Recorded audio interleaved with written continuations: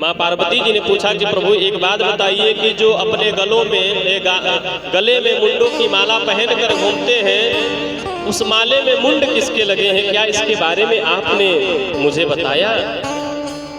अब तो भगवान का नेत्र द्रवीभूत हो गया, याद आ गया सती का, और कहने लगे कि अरे देवी, आज आपने ये कैसा प्रश्न कर दिया? ऐसा प्रश्न आपने कर दिया देवी, मैं क्या बताऊं? आपने मुझे सौगंध दिया है राघवेंद्र सरकार की, तो मैं आपसे सत्य सत्य बता रहा हूं कि जब जब आप अपने शरीर का परित्याग करती हैं, तब तक आपकी याद मुझे बनी रहे, इसलिए आपके सर को ही मुंड की माला बनाकर और अपने गले में धारण कर लेता हूं और यत्र तत्र विचरण करता हूं। मैं तो आपसे इतना प्रेम करता हूं, क्या कोई ऐसा कर सकता है? ऐसा कोई नहीं कर सकता है, लेकिन भोलेनाथ ऐसे हैं जो अपने पत्नी से इतना प्रेम करते हैं। कहते हैं देवी, मैं आपसे इतना प्रेम करता हूं कि आपकी याद मुझे बनी रहे, इसलिए सर को ही माला में पियो कर करता हूं। मैया पार्वती जी कहते हैं कि प्रभु आप तो अब अभी तक तो कपटी थे, अब महाकपटी निकले। क्यों? क्योंकि प्रभु ऐसा कौन सी जड़ी बूटी आप पी रखे हैं जो आपकी कभी मृत्यु नहीं होती है और मुझे बार बार अपने शरीर का परित्याग करना पड़ता है? भगवान शिव कहते हैं कि मैंने अमृत कथा का पान किया है। माँ पार्वती जी कहती हैं कि अमृत कथा का पान किए हैं। क्या प्रभु उस अमृत कथा के भागी हम नहीं हैं? क्या हम नहीं उसका पान कर सकते हैं? तब जाकर समझाते हैं, कहते हैं देवी देखो, ये कोई साधारण अमृत नहीं है, इसके लिए हमें बड़ी दूर एक एकांत स्थान पर चलना पड़ेगा, और वहां जाने के बाद जब वहां जाएंगे एकांत स्थान पर जाकर जहां पर कोई नहीं हो, वहां पर चलकर जब मैं आपको कथा श्रवण कराऊंगा तो ही आप इस कथा के अधिकारी बनेंगी। और कहते हैं महाराज, आज मैया पार्वती जी उनके चरणों में गिरकर कहने लगे कि प्रभु मुझे भी इस कथा का पान करा दीजिए, इस अमृत का पान मैं भी करना चाहती हूँ। और आज भोलेनाथ वहां से मैया को अपने साथ में लिए निकल पड़े, कैलाश पर्वत से दूर गए, हिमालय की कंदरा में जाकर और एक स्थान पर बैठकर अपने त्रिशूल को आदेश देते हैं कि जाओ, यहाँ पर जितने जीव जंतु इस वन में हैं सबको यहाँ से बाहर भगा दो। त्रिशूल ने उनके आदेश का पालन किया, अपने गड़गड़ाहट से जाकर सारे जीव जंतु के वन के जितने जीव जंतु थे सबको बाहर किया। अपने डमरू को आदेश दिए कि तुम भी जाओ, देखो कोई ऐसा जीव जंतु तो नहीं है जो वहां पर छूट गया हो, छुप कर बैठा हो, सबको बाहर करो। और डमरू ने भी उनके आदेश का पालन किया, वह भी अपने डमडमाहट से वन में जाकर सारे जीव जंतुओं को वहां से भगाया। उसी समय देखिए, जिस समय त्रिशूल आया था उसी समय एक सुख पक्षी अंडा दी एक वृक्ष पर, और महाराज गड़गड़ाहट सुनकर अपने अंडे को वहीं छोड़कर और अपने प्राण को बचाकर वहां से भाग जाती है। उसी स्थान पर भगवान शिव मां पार्वती को लेकर आते हैं और बैठ जाते हैं। प्रथम दिवस की कथा प्रारंभ होती है। भगवान शिव कहते हैं कि देवी, जब मैं कथा श्रवण कराता हूं तो मैं ध्यान अवस्था में चला जाता हूं, मुझे कैसे समझ आएगा कि आप कथा श्रवण कर रही हैं या नहीं? सो आपको बीच बीच में हुंकार शब्द भरना पड़ेगा। जब आप हुंकार शब्द भरेंगे तब मुझे पता चलेगा कि आप कथा श्रवण कर रही हैं। मां पार्वती जी स्वीकार किए कि प्रभु आपका जैसा आदेश, आप कथा प्रारंभ करिए, मैं हुंकार शब्द भरूंगी। धीरे धीरे कथा प्रारंभ होता है। प्रथम दिवस की कथा हुई, द्वितीय दिवस की कथा हुई, तृतीय दिवस की कथा हुई। धीरे धीरे जो पीछे के तरफ अंडा पड़ा था उसमें जीव का प्रादुर्भाव हुआ।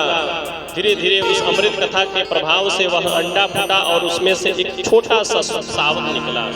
मनेश के तोता का बच्चा निकला, सुखसावक निकला, और सुखसावक निकलने के बाद वहीं पर बैठकर लगा कथा श्रवण करने। तोते में ऐसा सामर्थ्य होता है कि उसके समक्ष जो भी हम शब्द बोलेंगे उसको हमारे समक्ष वह उस शब्द को बोल सकता है। आज जब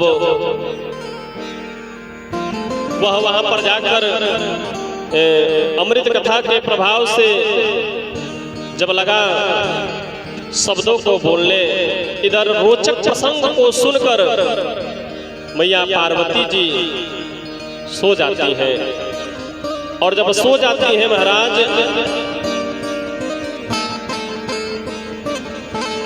तो सुखसावक ने देखा कि कथा में कहीं विघ्न उत्पन्न न हो जाए, सो क्या करूं। तो उसने क्या किया कि बीच बीच में हुकार शब्द भरना प्रारंभ कर दिया। हूं का शब्द भरने लगा। धीरे धीरे प्रथम दिवस की कथा हुई, द्वितीय दिवस की कथा हुई, तृतीय दिवस की कथा हुई, चतुर्थ दिवस की कथा हुई।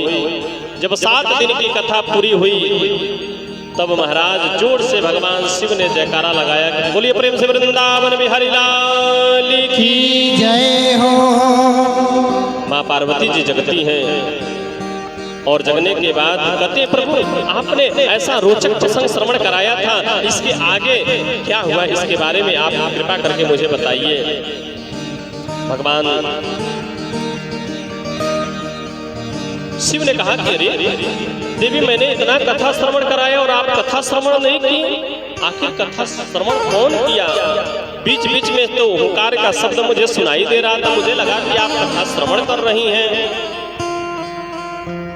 पर उस सुखसावक को यह नहीं पता है कि कथा पूरा हो गया है। उसे लग रहा है कि अभी कथा चल ही रहा है। सो भगवान शिव ने कहा कि हमरे तुमरे मध्य में मौन हो गई तुम, और चोर कोई सुन रहे हो तब सुगना बोला हूं। तब सुखसावक कहता है कि हूं, और जब हूं शब्द आया पीछे भगवान शिव ने मुड़कर देखा कि अरे ये तो एक सुखसावक यहाँ पर बैठकर मेरे कथा का चोरी कर लिया। अब तो भगवान शिव बड़ा क्रोधित हुए। क्यों? सोचे कि कथा इसने श्रवण तो किया ठीक है, लेकिन इसने कथा का अपमान किया। अपमान क्यों किया है? क्योंकि कथा श्रवण करने का कुछ नियम होता है। जैसे किसी भी पूजा पाठ का कुछ नियम होता है। नियम से जब पूजा पाठ करेंगे तो उसका 100 नहीं लाख गुना फल हमें प्राप्त होता है। जैसे कथा का नियम है कि व्यास के समक्ष बैठकर कथा श्रवण करना चाहिए। अब कोई समझे कि नहीं माइक लगा है, पीछे ही बैठकर कथा श्रवण कर लेंगे, क्या करना है, क्यों जाएंगे वहां पे? तो उससे जो पुण्य चाहेंगे वो नहीं मिलेगा। समक्ष बैठकर जब श्रोता और वक्ता सामने होते हैं तो श्रवण करने वाले को भी आनंद आता है और श्रवण कराने वाले व्यक्ति को भी आनंद आता है। जैसे कल बताया था ना कि जब सामने व्यक्ति होता है, श्रोता लोग होते हैं, तो उत्साह जागृत होता है कि कुछ नया चीज सुनाऊं, कुछ नया भजन दूं, कुछ भाव दूं, कुछ भगवान के प्रति कुछ सुंदर उपदेश दूं। और जब सुनने वाला ही न हो तो 2-4 घंटा, 1-1.5 घंटा, आधा घंटा बोलने के बाद व्यक्ति थक कर और स्वयं बैठ जाता है, कहता है भैया हो गया कथा पूरा। प्रेम से बोले वृंदावन बिहारी लाल की जय हो। आज शिव जी क्रोधित होते हैं, त्रिशूल को आदेश देते हैं कि जाओ उस सुखसावक का वध कर दो। और जिम ही सुखसावक ने देखा कि त्रिशूल को अपने तरफ आते देखकर तो कहा गया है कि हित अनहित पशु पक्षी हूं जाना। कौन अपना हितैषी है, कौन अहितैषी है, ये पशु और पक्षी अच्छी तरह से जानते हैं। जब हम किसी जीव जंतु से प्रेम करते हैं और उसके समक्ष जाएंगे तो वो दूर से देखकर हमारे समक्ष आ जाएंगे भगे हुए।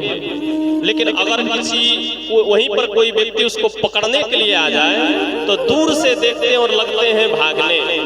आज वह सुख पक्षी ने जिन ही त्रिशूल को अपने तरफ आते देखा, समझ गया कि यह त्रिशूल मेरा वध करने के लिए आ रहा है। वहां से उड़ान और उड़ान भरकर बद्रिका आश्रम के तरफ आया। त्रिशूल पीछे से पीछा कर रहा है। सुखसावक भगता हुआ वहां से बद्रिका आश्रम की तरफ आता है, जहां पर वेदव्यास जी की पत्नी बित्तिका जी जमाई ले रही थी। और जमाई जीव ही ली मुख खुला, मुख खुलते ही वह सुखसावक सुंदर छोटा सा रूप बनाकर उनके मुख के माध्यम से उदर में जाकर बैठ गया। बित्तिका जी के गर्भ में जाकर जब बैठ जाता है, धीरे धीरे समय बीतता है।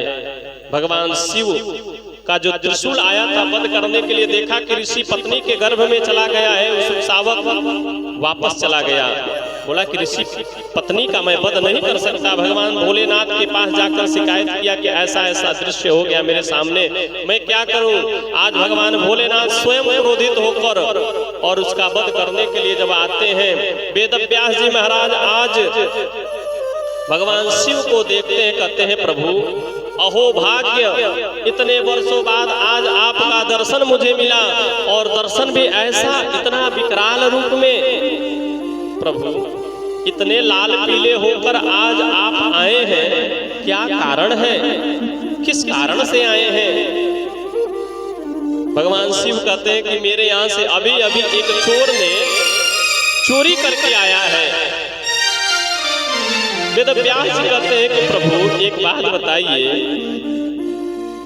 भला ऐसा कौन चोर होगा जो आपके घर में जाकर आपके घर पर चोरी करेगा। ऐसा कौन भाग्यशाली चोर है जो आपके यहाँ चोरी करने के लिए गया है। भला सोना चांदी हीरा मोती तो आप धारण नहीं करते हैं, फिर चोरी करने के लिए किस लिए गया। कोई चोर आपके यहाँ सर्प चोरी करने तो जाएगा नहीं। सर्पों की माला पहनते हैं, मुंडों की माला पहनते हैं, बिच्छुओं का बाली पहनते हैं, सर पर चंद्रमा गंगा को रखते हैं। भला कौन ऐसा चोर होगा जो सांप बिच्छू को चुराने के लिए आपके पास जाएगा। भगवान भोलेनाथ कहते हैं कि नहीं नहीं, अरे इससे भी अमूल्य वस्तु का चोरी किया है। तब वेदव्यास जी महाराज कहते हैं कि आखिर क्या चोरी किया है, बताइए तो सही। भगवान शिव कहते हैं कि मेरे अमृत कथा का चोरी कर लिया है। वेदव्यास जी कहते हैं कि अमृत कथा का चोरी, आखिर उस अमृत कथा का प्रभाव क्या होता है। तो कहते हैं जो उस अमर कथा को सुनता है वह अमर हो जाता है। वेदव्यास जी ने कहा तब तो वह भी अमर हो गया होगा। अगर यदि अमर हो गया है तो आप उसका वध नहीं कर सकते। अगर यदि वध करना चाहते हैं तो आप आदेश करिए, मैं उसको बाहर बुलाता हूँ। अब भगवान शिव का ध्यान आया कि अरे ये मैं क्या करने जा रहा हूँ, अपने ही हाथों अपने अमर कथा की जो महिमा है उसे समाप्त करने जा रहा हूँ। सो तुरंत वहां पर बैठ जाते हैं, क्रोध शांत होता है। मन में विचार करते हैं कि एक बालक को जन्म लेने में 9 महीने का समय लगता है, बल्कि मैं 9 महीने नहीं 1 वर्ष पीछे जाकर ध्यान लगाता हूं कि आखिर वह सुखसावक था कौन। समाधिष्ट होकर बैठ जाते हैं और बैठने के बाद ध्यान लगाते हैं। 1 वर्ष पीछे जाते हैं और क्या देखते हैं कि वह सुखसावक कोई और नहीं बल्कि गोलोक धाम का भगवान श्याम सुंदर के हाथों का खिलौना था। एक दिन किशोरी जी रूठ जाती हैं श्याम सुंदर से। भगवान श्याम सुंदर जी मनाने के लिए किशोरी जी के पास उसी सुखसावक को जब भेजते हैं, वह जाता है, जाकर राधे राधे उनके समक्ष रटने लगा। किशोरी जी भेजती हैं श्याम सुंदर के पास कि तुम जाओ उनका नाम लो। इधर आकर श्याम श्याम लेने लगा। अब कभी उधर से वो इधर भेजते, इधर से ये कभी उधर भेजते। बेचारा थक कर बीच में बैठकर राधे श्याम राधे श्याम राधे श्याम राधे श्याम लगा रटने। दोनों लोग देखकर क्रोधित हो जाते हैं कि रे बड़ा उडंडी हो गया है, दोनों लोग के वचन का पालन नहीं किया और बीच में बैठकर दोनों का नाम ले रहा है। क्रोधित हो गए कि जाओ तुम्हें श्राप देते हैं, तुम पृथ्वी लोक पर जाओ। तब सुखसावक ने उसने कहा कि प्रभु एक बात बताइए, मैंने तो आप ही दोनों का नाम लिया और आप दोनों के नाम लेने से मुझे इतना बड़ा दंड मिला जो पृथ्वी लोक पर जाना पड़ेगा। तब भगवान ने कहा कि जाओ पृथ्वी लोक पर जाओ, बड़ी सौभाग्य की बात है, जाओ। जाने के बाद तुम परमहंस कहलाओगे और वहां जाने के बाद जन जन में मेरे नामों का उच्चारण करना, मेरी कथा का प्रचार प्रसारण करना। और आज वही सुख सावक पृथ्वी लोक पर आया, एक सुख पक्षी के माध्यम से अंडा के रूप में आया, अमृत कथा के प्रभाव से उसमें जीव का प्रादुर्भाव हुआ और आज वही सुख सावक मृत्तिका जी के गर्भ में पल रहा है। भगवान शिव इस प्रकार के जब दृश्य को देखते हैं समझ जाते हैं कि भगवान का प्रिय भक्त है, वहां से छोड़कर अपने कैलाश को चले जाते हैं। धीरे धीरे समय बीतता है और समय बीतने के बाद 12 वर्ष तक श्री सुखदेव जी महाराज मातृगर्भ में निवास किए और एक दिन सुंदर सुंदर वेद की ध्वनि सुनाई दे रही थी। मृत्तिका जी अपने पतिदेव वेद व्यास जी के पास आती हैं और कहती हैं कि प्रभु, लग रहा है कि मेरे गर्भ में जो बालक है ना वो भगवान का कोई प्रिय भक्त है। ना मालूम मुझे ऐसा महसूस हो रहा है कि वो किसी मंत्र का जप कर रहा है। आज वेद व्यास जी इस बालक से कहते, करे बेटा 12 वर्ष तक मातृगर्भ में निवास कर रहे हो, तुम्हारी माँ को बड़ी पीड़ा हो रही है, तुम मातृगर्भ से बाहर आओ। अंदर से आवाज आता है कि नहीं नहीं पिताजी, मैं वापस नहीं, मातृगर्भ से बाहर नहीं आ सकता। क्यों? क्योंकि विष्णु की जो माया है ना, बड़ा विचित्र माया है। जब भी मैं बाहर निकलूंगा विष्णु की माया मुझे आकर जकड़ लेगी और मैं जो कार्य करने के लिए यहाँ पर आया हूँ सब भूल जाऊंगा। और आज प्रभु की कृपा से वेद व्यास जी जब बार बार कहते हैं कि आप बाहर आओ, नहीं आते हैं। कहते हैं जब भगवान आकर वचन देंगे तो ही मैं मातृगर्भ से बाहर आऊंगा। भगवान नारायण का आवाहन करते हैं, भगवान आते हैं, भगवान कहते हैं कि अरे बेटा, मैं तुमको वचन दे रहा हूं, मैं नारायण तुमको वचन दे रहा हूं कि तुम मातृगर्भ से बाहर आओ और तुम्हारे ऊपर मेरे माया का प्रभाव कतई नहीं होगा, तनिक भी उसका प्रभाव तुम्हारे ऊपर नहीं होगा। तुम मातृगर्भ से बाहर आओ, तुम मायातीत कहलाओगे। अरे मायाधीन तो सब है लेकिन मायातीत कहलाओगे, तुम्हारे ऊपर मेरी माया का कोई प्रभाव नहीं पड़ेगा। और धीरे धीरे समय बीतता है, भगवान वचन देकर वहां से जाते हैं और जाने के बाद आज समय आने के बाद 12 वर्ष मातृगर्भ में निवास करने के बाद श्री सुखदेव जी महाराज मातृगर्भ से बाहर आते हैं। प्रेम से बोलिए सुखदेव भगवान की जय हो। और जन्म लेने के बाद 4 वर्ष अपने तपोबल से और बढ़ा लेते हैं, 16 वर्ष